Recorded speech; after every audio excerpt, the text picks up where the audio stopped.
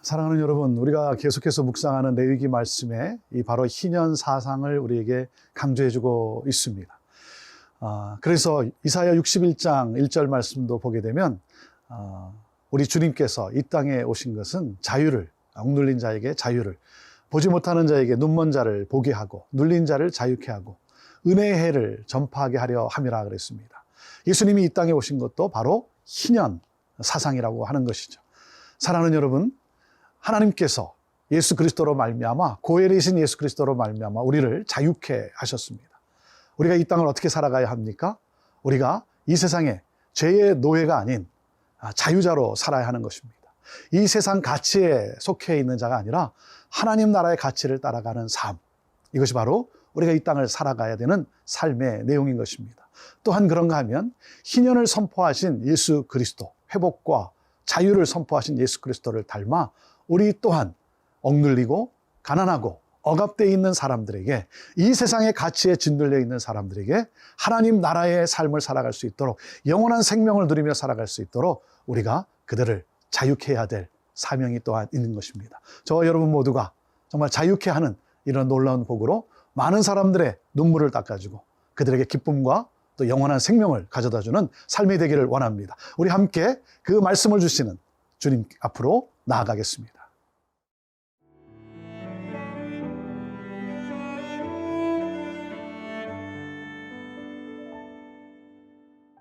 레위기 25장 39절에서 55절 말씀입니다.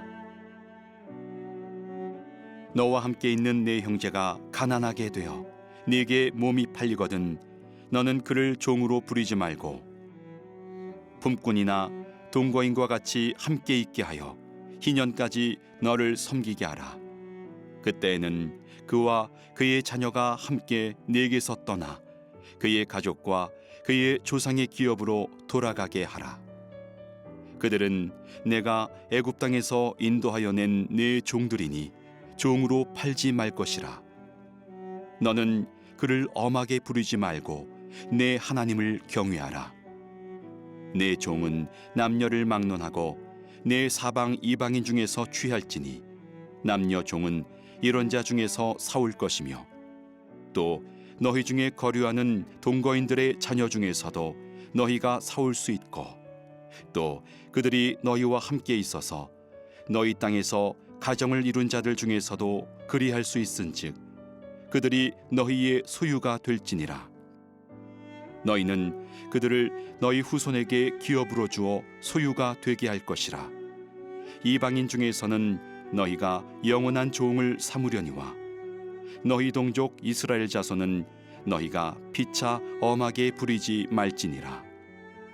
만일 너와 함께 있는 거류민이나 동거인은 부유하게 되고 그와 함께 있는 네 형제는 가난하게 되므로 그가 너와 함께 있는 거류민이나 동거인 또는 거류민의 가족의 후손에게 팔리면 그가 팔린 후에 그에게는 속량받을 권리가 있나니 그의 형제 중 하나가 그를 속량하거나 또는 그의 삼촌이나 그의 삼촌의 아들이 그를 속량하거나 그의 가족 중 그의 살부치 중에서 그를 속량할 것이요 그가 부유하게 되면 스스로 속량하되 자기 몸이 팔린 해로부터 희년까지를 그 산자와 계산하여 그 연수를 따라서 그 몸의 값을 정할 때에 그 사람을 섬긴 날을 그 사람에게 고용된 날로 여길 것이라. 만일 남은 해가 많으면 그 연수대로 팔린 값에서 속량하는 값을 그 사람에게 도로 주고 만일 희년까지 남은 해가 적으면 그 사람과 계산하여 그 연수대로 속량하는 그 값을 그에게 도로 줄지며 주인은 그를 매년의 삭군과 같이 여기고 내 목전에서 엄하게 부리지 말지니라. 그가 이같이 속량되지 못하면 희년에 이르러는 그와 그의 자녀가 자유하리니 이스라엘 자손은 나의 종들이 됨이라. 그들은 내가 애굽 땅에서 인도하여 낸 내 종이요 나는 너희의 하나님 여호와이니라. 계속되는 이 희년의 메시지, 희년은 토지 상환법, 또 그런가 하면 노예 해방법에 대한 내용들입니다. 오늘은 특별히 이 노예 해방법에 대해서 하나님이 말씀하고 계십니다. 39절입니다. 너와 함께 있는 내 형제가 가난하게 되어 내게 몸이 팔리거든 너는 그를 종으로 부리지 말고 품꾼이나 동거인과 같이 함께 있게 하여 희년까지 너를 섬기게 하라 그랬습니다. 경제적으로 어렵게 되어 빚을 지게 되고 그 빚을 갚을 능력이 없을 때 노동력으로 그 빚을 갚는, 그래서 종이 되는 경우가 있습니다. 그 사람뿐만 아니라 가족 모든 식구들이 종이 되어서 그 빚을 갚아가며 노동일을 하며 살아가게 되는 경우죠. 참 고통 속에 살아가는 사람들의 삶의 모습입니다. 하나님은 그들을 대할 때 이렇게 말씀을 하셨습니다. 품꾼이나 동거인과 같이 함께 있게 하여 희년까지 너를 섬기게 하라 그랬습니다. 노예를, 이 종을 형제나 가족처럼 여기라라고 말씀하고 있는 것이죠. 그리고 또 희년이 되면 자유의 신분을 되찾게 해주라 말씀하고 있습니다. 또 그런가 하면 토지 상환법과 마찬가지로 하나님은 이 고엘 제도를 통해서 그들이 노예에서 누가 물어주면 그들이 또 자유케 되도록 그렇게 하라고 말씀을 하셨죠. 그래서 41절에도 보면 그때에는 그와 그의 자녀가 함께 내게서 떠나 그의 가족과 그의 조상의 기업으로 돌아가게 하라 그랬습니다. 희년이 되었을 때 돌아가게 해주고 누군가 또 물어는 빚을 갚아주면 돌아가게 하라. 너희의 영원한 그러한 소유가 아니라고 말씀을 하고 계십니다. 그러면서 하나님께서는 43절에서도 이렇게 말씀을 합니다. 너는 그를 엄하게 부리지 말고 내 하나님을 경외하라 그랬습니다. 하나님을 경외하는 사람은 어떤 사람입니까? 모두를 형제와 같이 대하는 긍휼을 베푸는 사람이라고 하는 것이죠. 왜 그랬습니까? 42절에 하나님이 이렇게 말씀을 하십니다. 그들은 내가 애굽 땅에서 인도하여 낸 내 종들이니 종으로 팔지 말 것이라 그랬습니다. 이스라엘 백성들이 누구였습니까? 애굽에서 노예로 학대받던 종들이었습니다. 그 학대를 받으며 고통 속에 하나님 앞에 부르짖게 되었고 하나님은 그들을 자유케 해 주었습니다. 이것을 잊지 말라고 하는 것이죠.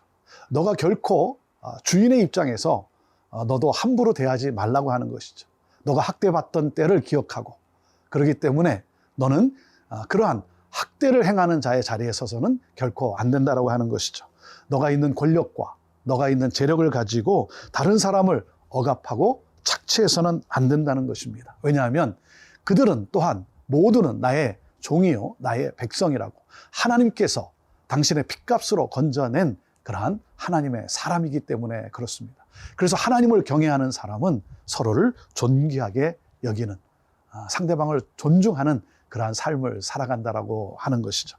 이것이 바로 하나님께서 우리에게 원하시는 우리의 삶인 것입니다. 사랑하는 여러분, 오늘도 하나님이 내게 주신 것 감사하면서 이것이 내 영원한 소유가 아님을 기억하면서 오늘도 눈물 흘리는 자와 오늘도 아파하는 자를 감싸고 또 도우며 섬기며 그들을 자유케 하는 그러한 복된 삶을 살아가는 우리 모두가 되기를 간절히 바랍니다.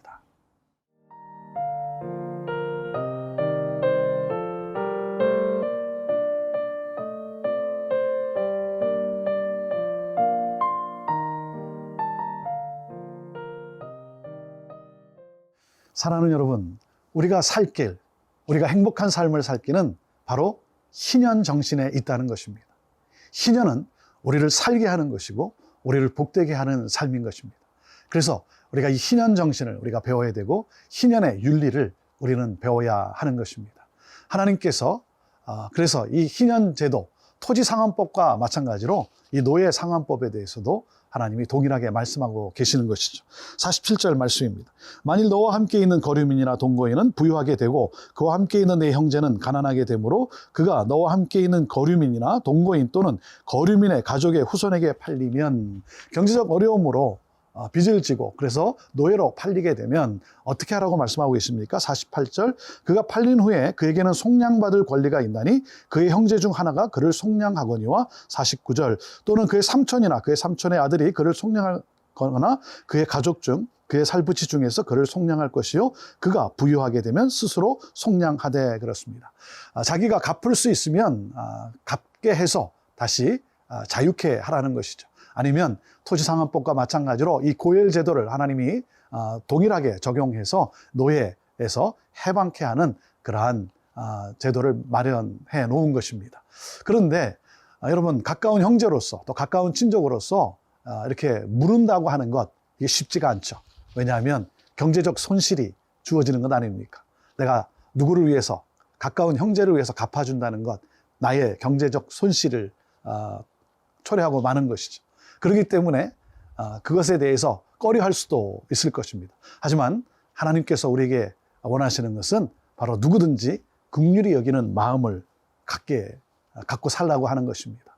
사랑하는 여러분, 긍휼히 여기는 마음, 이것이 바로 나를 긍휼히 여겨주신 하나님 아버지의 마음이고 바로 고엘 대신 예수 그리스도의 삶이었습니다. 그리고 이러한 노예된 자들에게 어떻게 하나님이 하라고 말씀하고 있습니까? 53절 말씀을 보면 주인은 그를 매년의 삭군과 같이 여기고 내 목전에서 엄하게 부리지 말지니라 그랬습니다. 노예에 대한 태도, 그를 어떻게 여기냐면 돈을 주고 내가 고용한 품꾼이라고 하는 사실입니다. 그래서 가혹히 부려서는 안 된다라고 하는 것이죠. 인권을 존중하라고 하는 것입니다. 55절에 하나님은 이렇게 당신에 대해서 말씀하고 계십니다. 이스라엘 자손은 나의 종들이 됨이라. 그들은 내가 애굽 땅에서 인도하여 낸 내 종이요 나는 너희의 하나님 여호와니라 그랬습니다. 43절의 말씀을 보면 하나님을 경외하라 말씀하시고 오늘 이 말씀에서도 보면 애굽에서 너희를 건져낸, 인도하여 낸 여호와 하나님이라고 말씀하시고 계십니다. 그 말씀은 뭡니까? 이 하나님의 명령을 따라 살라고 하는 것이죠. 하나님의 명령이 무엇입니까? 내 이웃을 내 몸과 같이 사랑하라라고 하는 것이죠. 사랑하는 여러분, 예수 그리스도께서 우리를 사랑하신 그 사랑으로 우리들이 서로를 대하라고 하는 것입니다. 그런 의미에서 여러분, 어려움 가운데서 일하는 분들, 정말 힘겹게 살아가는 분들을 우리가 정말 형제로 대하는 따뜻함이 우리에게 있어야 할 것입니다. 특별히 식당이나 어디 갔을 때 여러분, 그 종업원을 대하는 그러한 태도도 우리가 정말 그리스도의 마음으로 대해야 되지 않겠습니까? 음식을 날려줄 때도 감사합니다. Thank you. 감사합니다. 이렇게 표현하고 당연히 내게 권리가 있다라고 생각하는 것이 아니라 이렇게 내가 정말 음식을 잘 대할 수 있도록 도와주는 손길들에 대해서 감사하는 마음을 대할 때 그들은 우리의 이러한 태도와 우리의 삶을 통해서 하나님이 사랑이심을 알게 될 것이고 그러므로 말미암아 그들은 하나님의 자녀로서 구원받는 하나님을 영접하는 놀라운 그러한 축복이 임하게 될 것입니다. 구원을 선포하고 그래서 구원케 하는, 자유케 하는 복된 삶을 살아가는 저와 여러분 모두가 되기를 주님의 이름으로 축복합니다. 기도하겠습니다. 하나님, 하나님의 놀라운 은혜를 우리가 또 기억하며 감사하며 하나님, 우리가 정말 자유인으로서 하나님 나라의 삶을 이 땅에 살아가고 그러므로 많은 하나님을 모르는 그러한 영혼들에게 하나님의 자유를 가져다 주는 그들을 자유케 하는 그래서 하나님의 백성이 되게 하는 우리의 삶이 되게 하여 주옵소서. 하나님 우리를 그렇게 써 주시옵소서. 예수님의 이름으로 기도합니다. 아멘.